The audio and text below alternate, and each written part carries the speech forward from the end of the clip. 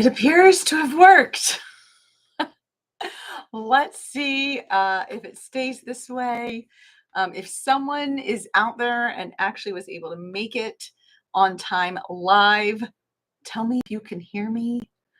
Give it a thumbs up, or I can see the thumbs up count, or say hi in the chat so that I know my voice is actually recording. I have had so many problems with YouTube Live, so it would be nice to know if in fact you can hear me. It looks like, based on this microphone down here, that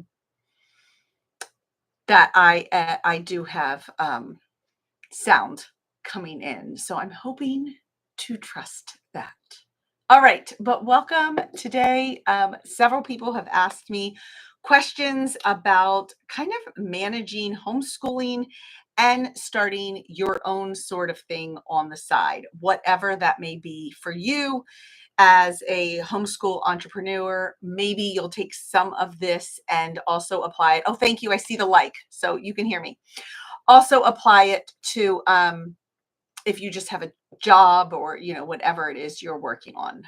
Okay, I'm just going to pop out the chat so that if anything appears, I can see it.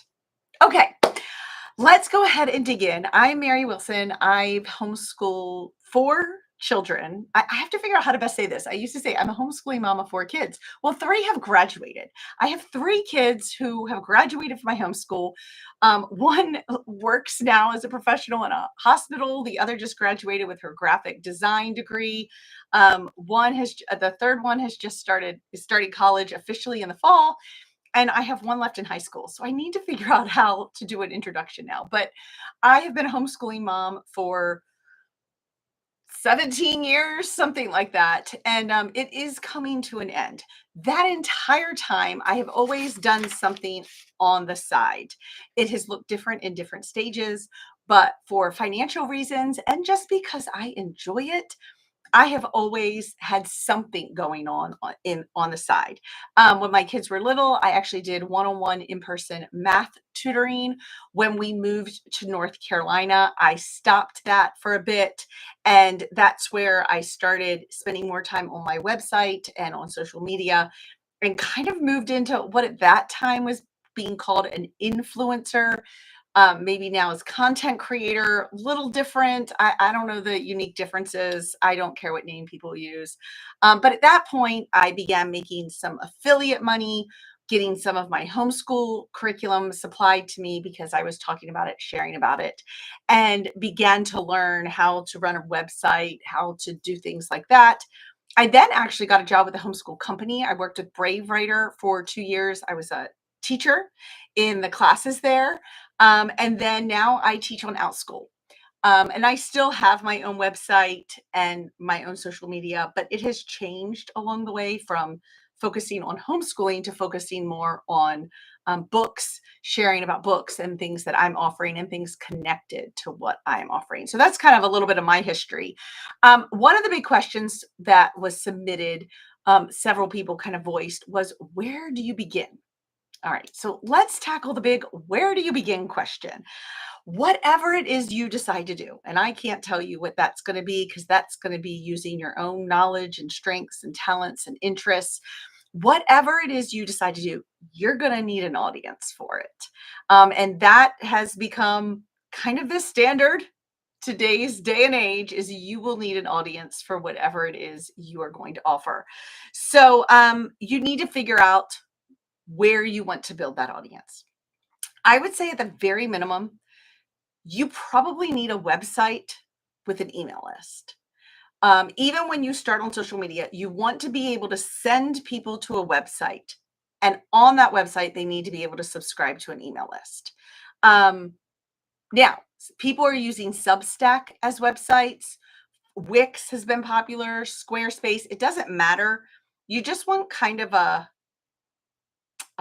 landing space to send people that is not necessarily social media, because social media is glitchy. Social media algorithms change, all sorts of things happen. So you want kind of a consistent space, which is why either the email list or the Substack, a lot of people are using Substack as that email list because it is the way that you could get in touch with people about whatever it is you want to do and offer, without relying on the algorithm. It comes in their inbox if they have it set that way, and that is the way they will get communications. So I would say the minimum, you want to kind of come up with a landing space, a website, a Substack, something, and an email list. And then you probably are going to want to pick at least one of the social medias that you invest in.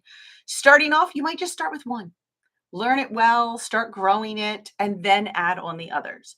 You might feel like, you know what, I'm going to actually start with two or three, but I'm going to record one thing and just post it to all the places. That's fine too, but I'm here to tell you it can get overwhelming. It sounds simple, but it's not. None of it is. So that is a big thing, is making sure that you have somewhere to reach an audience.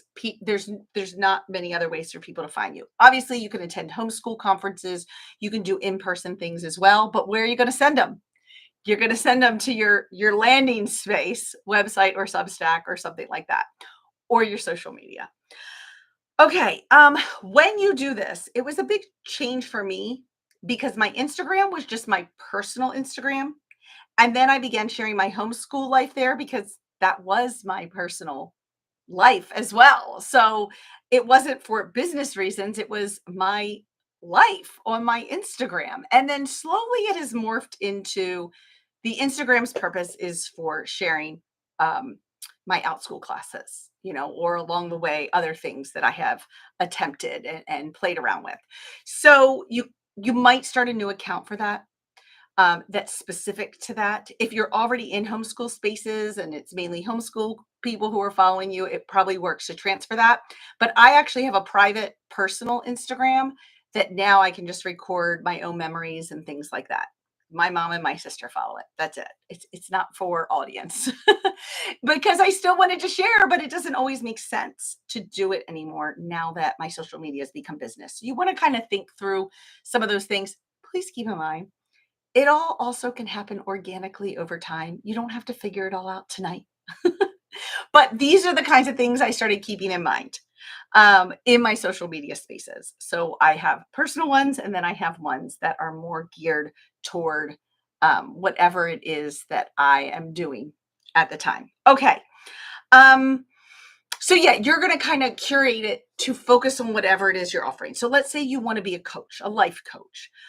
That's what you're going to share, not just your coaching all the time, but you're going to share things that people find value in that has to do with what you're offering so that they think of you for that thing. So for me, I'm going to share book titles. I'm going to share insights about discussing books with kids and all those kinds of things. And people who never sign up for my classes, they're going to find value in that and want to follow along and listen. But if they ever get to a point where they're like, hey, I think one of my kids would really enjoy an online book club, hopefully I come to mind in one of their choices of researching, an online book club because I've been sharing things that are related to that in some way, whether it's just excellent titles or talking about theme or characteristics, character traits, or all that kind of stuff. So that is kind of where to begin. If you have questions, you can drop them in the chat. I think the chat is working. No one has had any chat, so I have no idea. But so if somebody has typed something, I haven't seen it. But if you have a question, you can pop it down there in the chat and hopefully I will see it. Okay. The next thing I get a lot of questions about is, where do you find the time? Where do you fit this in? I was a very busy homeschooling mom of 4 kids. So initially, when my kids were really young and I couldn't get a lot done when they were around, I fit this in the evenings. My husband would literally come home from work, and there was 2 days a week that I would turn around and walk out. Like, I had dinner all set because at the time I was the one doing the dinner. It's not true anymore. Everything was ready for him to go, and he would take over for the night. So there were 2 nights a week we had agreed. At the time I was tutoring, so I had to leave the house. But even if you weren't tutoring, if you needed to go work on your website or write some things for your Substack or whatever it is you were doing, work on products that you're making, the 2 nights a week I would leave the house. That was kind of the only way to handle it when I had younger kids. Um, At some point, my husband was able to, at the job he had at the time, take off 1 day a month